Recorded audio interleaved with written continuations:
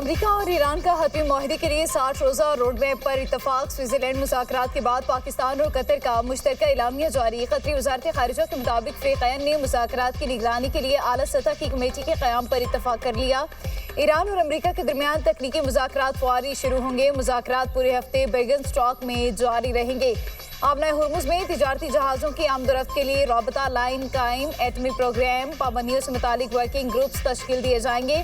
لبنان جنگ بندی پر عمل درآمد کے لیے ڈی کنفلکشن سیل قائم کرنے پر اتفاق۔ ڈی کنفلکشن سیل میں لبنان اور ثالث ممالک شامل ہوں گے۔ ثالث ممالک تعمیری ماحول میں مذاکرات آگے بڑھانے کے لیے کوششیں جاری رکھیں گے۔ بات چیت کی نگرانی کے لیے قائم کمیٹی مذاکراتی عمل کی نگرانی کرے گی۔ چیف مذاکرات کار کمیٹی کو باقاعدگی سے رپورٹ دیں گے۔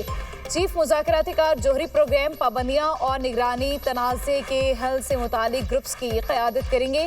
معاہدے پر مؤثر عمل درآمد یقینی بنایا جائے گا۔ قطر اور پاکستان نے امریکہ اور ایران کی سفارتی کوششوں کو سراہا۔ امید ظاہر کی کہ سفارتی عمل خطے میں پائیدار امن اور استحکام کی بنیاد بنے گا۔ پاکستان اور قطر کی ثالثی میں لبنان جنگ کے خاتمے کے لیے بڑی پیش رفت ہوئی۔ ایرانی وزیر خارجہ عباس عراقچی کا سوشل میڈیا پر پیغام لکھا، ایران کے تیل اور پیٹرو کیمیکل برآمدات پر پابندیاں ختم کر دی گئی۔ آبنائے ہرمز کی ناکہ بندی ختم کر دی گئی ہے۔ کچھ منجمد اثاثے بحال کر دیے گئے۔ ایران کی ترقی اور تعمیر نو کا بڑا منصوبہ شروع کیا جائے گا۔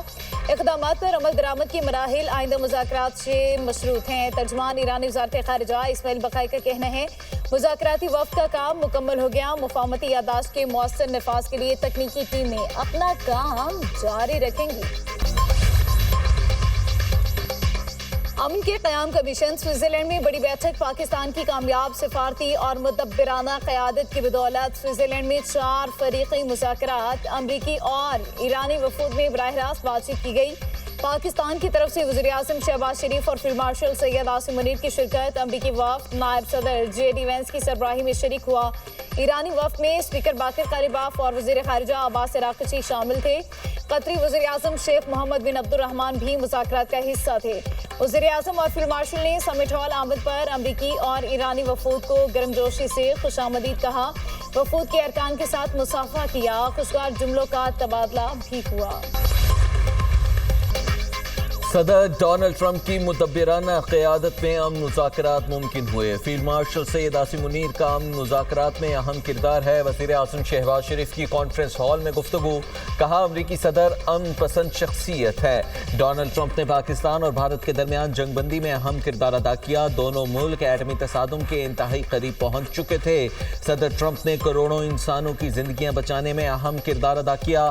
تنازع کو نہ روکا جاتا تو ایٹمی جنگ کے نتیجے میں بے شمار جانیں ضائع ہو سکتی تھیں۔ پاکستان کے ساتھ وابستگی پر صدر ٹرمپ کا مشکور ہوں۔ جے ڈی وینس کا وزیر اعظم شہباز شریف اور فیلڈ مارشل کو خراج تحسین۔ امریکی نائب صدر نے کہا، سفارتکاری اور مذاکرات کے ذریعے مشرق وسطیٰ میں استحکام ممکن ہے۔ تعمیری مذاکرات کے مثبت نتائج حاصل ہوں گے۔ امن مذاکرات میں پاکستان کے کردار کو دنیا بھر میں سراہا گیا۔ وزیر اعظم میرے اور امریکی صدر کے عزیز دوست ہیں۔ وزیر اعظم پاکستان اپنی بہترین صلاحیتوں سے امن مذاکرات کو اس مقام تک لے کر آئے۔ میں نے گزشتہ 3 ماہ میں فیلڈ مارشل سید عاصم منیر سے سب سے زیادہ رابطہ رکھا۔ فیلڈ مارشل کی بہترین لیڈرشپ کے بغیر آج ہم اس مقام پر نہ ہوتے۔ فیلڈ مارشل سید عاصم منیر ایک عظیم ملٹری لیڈر ہیں۔ فیلڈ مارشل نے خود کو بہترین سفارتکار کے طور پر بھی منوایا۔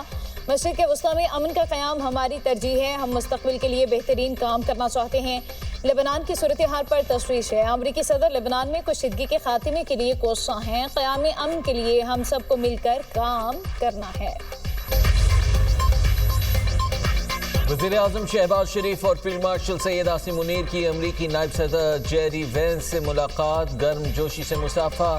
امریکی نمائندہ خصوصی اسٹیو وٹکوف اور جیریڈ کشنر کی بھی ملاقات میں شرکت۔ رہنماؤں نے ایک دوسرے کو گلے لگایا۔ خوشگوار جملوں کا تبادلہ ہوا۔ ملاقات برگن اسٹاک میں امریکہ ایران تکنیکی سطح کے مذاکرات کے موقع پر ہوئی۔ امریکی نائب صدر جے ڈی وینس پاکستان کی امن کوششوں کے معترض۔ صحافی سے گفتگو میں کہا، پاکستان نے امن کے لیے بہترین کردار ادا کیا۔ پاکستان نے جو کچھ کیا اس کے لیے ہم شکر گزار ہیں۔ ہم پاکستان سے محبت کرتے ہیں۔ وزیر اعظم شہباز شریف शरीफ से बाक़िर ग़ालिबाफ की क़यादत में ईरानी वफ़द की भी मुलाकात। फील्ड मार्शल सैयद आसिम मुनीर, वज़ीर दाखिला मोहसिन नकवी भी मुलाकात में मौजूद थे। ईरानी वज़ीर ख़ारजा अब्बास अराग़ची ने भी मुलाकात में शिरकत की।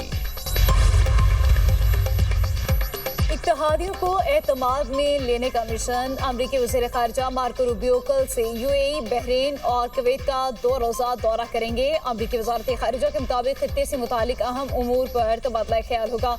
मुफ़ाहमती यादाश्त, आबनाए हुर्मुज़ से बहरी जहाज़ों के मुकम्मल, आज़ाद और महफूज आमदोरफ्त को यकीनी बनाने की कोशिशों पर बात होगी।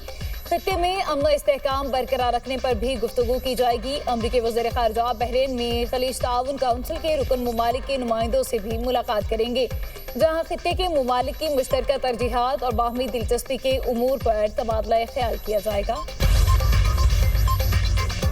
अपनाए हुर्मुज़ बंद की तो ईरान को तबाह कर देंगे। अमरीकी सदर के ईरान को एक बार फिर धमकी। फॉक्स न्यूज़ से गुफ्तगू में डोनाल्ड ट्रंप ने ईरानी क़यादत को मुखातिब करते हुए कहा, अभी गुजरगाह को बंद किया तो तुम्हारा मुल्क नहीं बचेगा।